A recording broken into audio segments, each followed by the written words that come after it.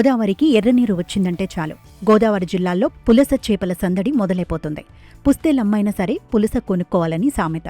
ఇక పులస గురించి వింటే చాలు మాంసాహార ప్రియులకు జిహ్వ చాపల్యం ఆగదు.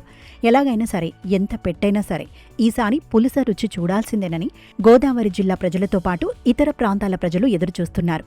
గోదావరికి ఎర్రనీరు ఎలా పోటెత్తుతుందో పులస కూడా అలానే సముద్రంలో నుంచి గోదావరికి ఎదురెదుతూ వస్తుంది. సాధారణంగా చికెన్, మటన్ తిన్నా పెద్దగా చెప్పుకోరు, కానీ ఈ పులస రుచి చూస్తే మాత్రం ఊరంతా చెప్పుకోవడం ఒక ప్రెస్టీజ్గా భావిస్తారు. అంతలా అందర్నీ నోరూరిస్తున్న పులస చేప ఈ ఏడాది మాత్రం పెద్దగా చిక్కడం లేదు. ఎల్నినో ప్రభావంతో భారీ వర్షాలు లేక వరద నీరు తక్కువగా ఉండటంతో గోదావరిలో పులస జాడ కనిపించటం లేదు.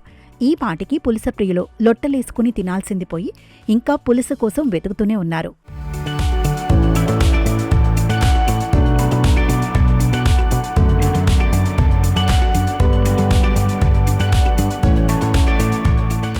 వాస్తవానికి జూలై నెలాఖరులోనే గోదావరి జిల్లాల్లో పులస సీజన్ ప్రారంభమైపోతుంది. చుట్టాలకు, స్నేహితులకు ఈ పులస చేపను గిఫ్ట్గా కూడా పంపిస్తారు. అయితే ఇప్పుడు ఆగస్టు నెలాఖరుకు వస్తున్నా కూడా గోదావరిలో పులస మాత్రం ఎక్కడా కనిపించటం లేదు. ఏటా ఈ సమయానికి గోదావరిలో పులస వేటలో మత్స్యకారులు ఫుల్ బిజీగా ఉంటారు. కానీ ఇప్పుడు ఆ పరిస్థితి లేదు. ఉభయ గోదావరి జిల్లాల్లో వర్షాలు లేకపోవడంతో గోదావరికి వరద నీరు చేరటం లేదు. సముద్రంలో ఇలసగా ఉండే చేప గోదావరిలో ఎర్రనీరు రాగానే ఎదురీదుతూ వచ్చి పులసగా మారుతుంది. అయితే ఇప్పుడు ఎర్రనీరు లేకపోవడంతో గోదావరికి పులస చేపలు రావడం లేదు. ప్రతి ఏటా యానాం గౌతమి నది దగ్గర పులసలు విక్రయిస్తారు. వేలాది రూపాయలు ఖర్చు చేసి మరీ ఈ చేపలు కొనేందుకు ఎగబడతారు. ఇతర ప్రాంతాల్లో ఉన్నవారికి వీటిని పంపుతుంటారు. కానీ ఈసారి ఎంత ఎదురుచూసినా పులస చేపలు చిక్కడం లేదు. ఈ సీజన్లో ఇప్పటి వరకు యానంలో కేవలం 2 పులస చేపలు దొరికాయి. అవి కూడా చిన్నవేనని మత్స్యకారులు చెబుతున్నారు. మరి అండి, నా పేరు పార్వతి అండి. రేవులో పులసలు తక్కువగా వస్తున్నాయండి. ఈ సంవత్సరం పేరు చెప్పి 2 పులసలు వచ్చాయండి. గోదావరి పులసలు ఒకటి 14 ఏళ్ళకి వెళ్ళిందండి, ఒకటి 14 ఏళ్ళకి వెళ్ళిందండి. ఇప్పుడు అప్పుడే దగ్గరగా 5-6 సంవత్సరాల మట్టి నుంచి పులస సంపద అన్నదే పోయిందండి. పులస సంపద లేదండి అసలు. ఈ రిజెన్సీ వల్ల మొత్తానికి సముద్రంలోంచి ఒక పులస కూడా రావట్లేదండి. మత్స్యకారులు పాపం చాలా పాడైపోయారండి. దీని మీదే బతికివాడు అండి. జీవపత్రం ఇదే అండి, మా బతుకుదేరు ఇదే అండి. మా బతుకుదేరు అన్నది లేకుండా అయిపోయిందండి. అయితే ఈ వరుస పులసలు వరుస నుంచి రావడం వల్ల ఇవే అండి చుట్టాలు పట్టడానికి బాక్సులు వేసి 2-3 చేపలు కూర కొనుక్కుని ఇవే పట్టుకెళ్తున్నారండి. ఇవి లేవనుకోండి, ఈ ఆధారం కూడా లేదండి. మాకు బతుకుదేరు లేదండి. అప్పులు తీసుకుండి వ్యాపారాలు చేసుకుండి ఏదైనా బతికివాడు అండి. ఈ సంవత్సరం పేరు చెప్పి 2 పులసలు వచ్చాయండి. పులస సంపద అన్నది లేదండి అసలు. మా మత్స్యకారులకు అసలు బతుకు తెరివే లేకుండా అయిపోయింది. వ్యాపారం చేసుకునే వాళ్ళకి కూడా మాకు కూడా ఆధారం లేదండి అసలు. 105 రూపాయలు చొప్పున అప్పులు చేసుకుని బతుకుతామండి. ఈ రేవులు పులస సంపద అన్నది లేదండి. ఈ వచ్చే పులసలు కూడా రాకపోతే మాత్రం మాకు ఈ బతుకు తెరువు కూడా లేదండి. పులస చేపలు వెండి రంగులో ఉంటాయి. ఆరోహక వలస జాతికి చెందిన పులసలు సాధారణంగా సముద్రంలో జీవిస్తాయి. అయితే సంతానోత్పత్తి కోసం ఆస్ట్రేలియా, న్యూజిలాండ్, టాంజానియా వంటి సుదూర ప్రాంతాల నుండి వచ్చి హిందూ మహాసముద్రంలో ప్రవేశించి అక్కడి నుండి బంగాళాఖాతం గుండా వరదల సమయంలో గోదావరిలోకి వచ్చి చేరతాయి. గోదావరి వరద నీరు వచ్చి సముద్రంలో కలిసే సమయంలో గుడ్లు పెట్టిన తర్వాత అక్టోబర్ నాటికి తిరిగి సాగరానికి చేరుకుంటాయి. అలా వెళ్లే క్రమంలో జూలై, ఆగస్టు, సెప్టెంబర్ నెలల్లో వరదలు వచ్చినప్పుడు కొన్ని చేపలు సముద్రం నుంచి గోదావరిలో ఎదురీదుకుంటూ వెళ్తూ జాలర్లకు చిక్కుతాయి. అరుదైన ఈ పులస చేపలు గోదావరిలో తప్ప ఇంకెక్కడా దొరకవు. అందుకే దీనికి అంత గిరాకీ ఉంటుంది. అయితే ఇప్పుడిప్పుడే గౌతమి నదిలోకి ఎర్రనీరు వస్తుండటంతో పులసలు దొరుకుతాయని మత్స్యకారులు ఎదురుచూస్తున్నారు. ఈ పులస యానాం దగ్గర సముద్రం నుంచి ఎగువకు గోదావరిలో ఎగబాకుతో ధవళేశ్వరం వరకు ఎదురెళ్తాయి. ఈ క్రమంలో ఎక్కడ మత్స్యకారులకు చిక్కుతుందో తెలియదు. చిక్కిందంటే వారి పంట పండినట్టే. వరదల సమయంలో నదీ ప్రవాహం వేగంగా ఉన్నప్పటికీ ఈ చేపలు ఎదురెదుతాయి. ఈ చేపలు చనిపోయిన 2 రోజుల వరకు పాడవకుండా ఉంటాయి.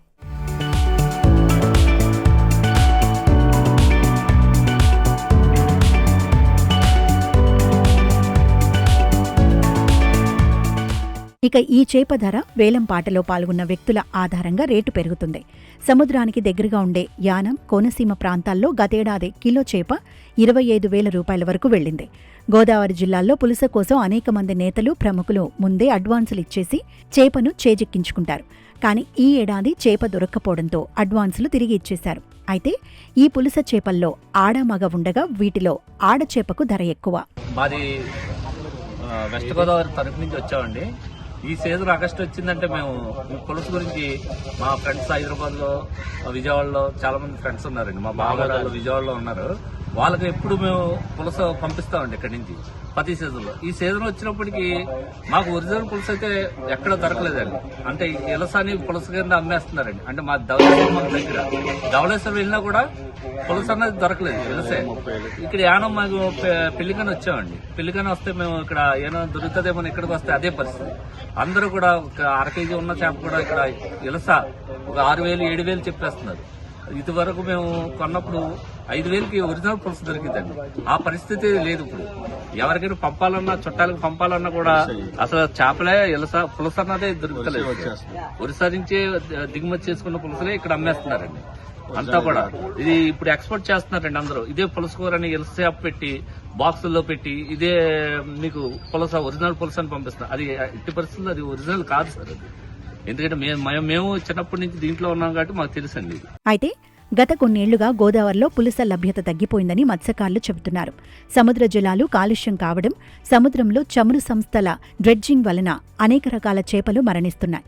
అదే సమయంలో సముద్రం, గోదావరి కలిసే మొగ ప్రాంతంలో ఇసుక మేటలు పేరుకుపోవడంతో పులస గోదావరిలోకి రావడం తగ్గిపోతోంది. ఇక మత్స్యకారులు వేట సమయంలో భారీ వలలు వేస్తుండటంతో తల్లి చేపలు చిక్కి సంతానం తగ్గిపోతోంది.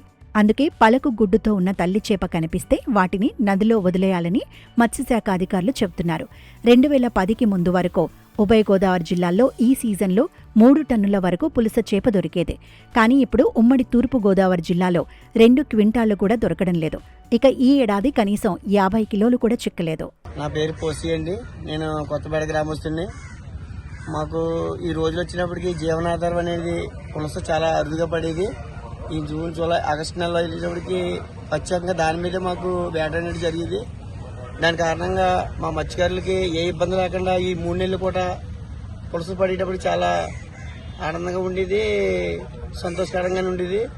గత ఈ 5 సంవత్సరాలు 6 సంవత్సరాల బండి నుంచి గత ONGC కంపెనీలు లోపల ఉండడం వల్ల, సౌర సంస్థ వల్ల మాకు పులస అనేది జీవనోపాధి కాకుండా అది మొత్తం పూర్తిగా అంతమైపోయే అవకాశంగా వచ్చేసింది. ఇప్పుడు మాకు లాస్ట్ ఫైనల్ గానే ఇన్నాళ్ళకి ఈ సంవత్సరంలో వచ్చి 2,002 పులసలు పడ్డాయి మాకు.